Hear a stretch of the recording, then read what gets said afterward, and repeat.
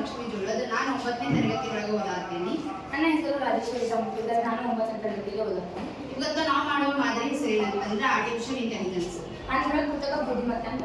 ಇದು ಜಗತ್ತಿಗೆ ಹೆಂಗೆ ಉಪಯೋಗ ಆಗ್ತದೆ ಅಂತ ನಾವೀಗ ಹೇಳ್ತೇವೆ. ಇದು AI ಅನ್ನೋದು ಮನುಷ್ಯರಂತೆ ಯೋಚಿಸುವ ಮತ್ತು ಮನುಷ್ಯರಂತೆ ಕಲಿಯುವ ಒಂದು ಕಂಪ್ಯೂಟರ್ ಪ್ರೋಗ್ರಾಮ್ ಆಗೈತಿ. ಇದ್ರೊಳಗೆ ನಾವು ಅನೇಕ ಈಗ ಚಾಟ್ಪಾಟ್ ಬಗ್ಗೆ ಹೇಳ್ತೇನೆ. ಈ ಚಾಟ್ಪಾಟ್ ಅನ್ನೋದು ಇದು ಹೆಂಗೆ ಕೆಲಸ ಮಾಡ್ತದೆ ಅಂದ್ರೆ NLP ನ್ಯಾಚುರಲ್ ಲ್ಯಾಂಗ್ವೇಜ್ ಪ್ರೊಸೆಸಿಂಗ್ ಎಂಬ ತಂತ್ರಜ್ಞಾನ ಮೂಲಕ ಬಳಕೆದಾರರು ಅಂದ್ರೆ ಯೂಸರ್ಸ್ ಇದನ್ನ ಹೆಂಗೆ ಉಪಯೋಗ ಮಾಡ್ತಾರೆ ಅವ್ರು ಅರ್ಥ ಮಾಡ್ಕೊಳ್ತೈತಂದ್ರೆ ಇದು ಚಾಟ್ಪಾಟ್ ಇದು ಆಗೈತಿ. ಇದು ಹೆಂಗೆ ಬಳಸ್ತಾರೆ ಅಂತಂದ್ರೆ ಈಗ ಶಾಲೆ ಒಳಗೆ ವಿದ್ಯಾರ್ಥಿಗಳಿಗೆ ಕಷ್ಟಕರವಾದ ವಿಷಯಗಳನ್ನ ತಿಳಿಸಿ ಹೇಳಲ್ಲ ಈ ಚಾಟ್ಪಾಟ್ ಅನ್ನ ಬಳಸ್ತಾರ.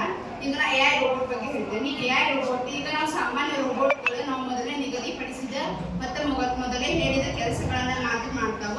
ಆದ್ರೆ AI ರೋಬೋಟ್ ಅನ್ನೋದಲ್ಲ, ಸುತ್ತಮುತ್ತಲಿನ ವಾತಾವರಣ ತಿಳಿದುಕೊಂಡು ತನ್ನ ಸ್ವತಃವಾಗಿ ತಾನೇ ನಿರ್ಧಾರವನ್ನು ತೆಗೆದುಕೊಂಡು ಮಾಡ್ತೈತಿ. ಈಗ ನಾವು AI ಬಯೋಮೆಟ್ರಿಕ್ಸ್ ಬಗ್ಗೆ ಹೇಳ್ತೀವಿ. AI ಬಯೋಮೆಟ್ರಿಕ್ಸ್ ಇದು ಮನುಷ್ಯನ ವ್ಯಕ್ತಿಯ ಬೆರಳಂಚು ಮತ್ತು ಮುಖಾಂಚು ಗುರುತಿಸುವ ಒಂದು ಆ್ಯಪ್ ಆಗೈತಿ. ಇದನ್ನೇನು ಬಳಸ್ತಾರಂತಂದ್ರೆ ಈಗ ಸಾರ್ವಜನಿಕ ಸ್ಥಳಗಳಲ್ಲಿ ಆಸ್ಪತ್ರೆಗಳಲ್ಲಿ ಈಗ ಸಂಶಯಾಸ್ಪದ ವ್ಯಕ್ತಿಗಳನ್ನ ಕಂಡುಹಿಡಿಯಲು ಇದನ್ನ ಬಳಸ್ತಾರ.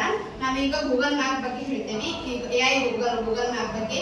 AI ಗೂಗಲ್ ಮ್ಯಾಪ್ ಈಗ ನಾವು ಬಳಸ್ತಿರೋದು ಗೂಗಲ್ ಮ್ಯಾಪ್ ಐತಲ್ಲ, ಅದಕ್ಕಿಂತ ಹೆಚ್ಚು ಪರಿಣಾಮನ AI ಗೂಗಲ್ ಮ್ಯಾಪ್ ಹೊಂದೈತಿ.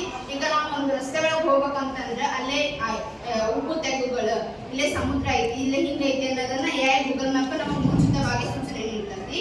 ಈಗ AI ಗೇಮರ್ ಬಗ್ಗೆ ಹೇಳ್ತೀನಿ ನಾನು. AI ಗೇಮರ್ ಇದು ಮನುಷ್ಯನಿಗೆ ಸವಾಲು ನೀಡುವಂತ ಆಟವನ್ನ ಇದು ಆಡ್ತೈತಿ. ಹೆಂಗಂತಂದ್ರೆ ಈಗ ಇದ್ರ ಉಪಯೋಗ ಅಂತಂದ್ರೆ ಈಗ AI ಗೇಮರ್ಸ್ ಈಗ ಗೇಮರ್ ವಿಜ್ಞಾನಿಗಳು ಇವು ಹೊಸ ಗೇಮ್ಗಳನ್ನ ಕಂಡುಹಿಡಿಬೇಕಂತಂದ್ರೆ ಈ AI ಗೇಮರ್ ಬಗ್ಗೆನ ಗೇಮರ್ ಜೊತೆನ ಇದು ಮಾಡ್ತಾರ.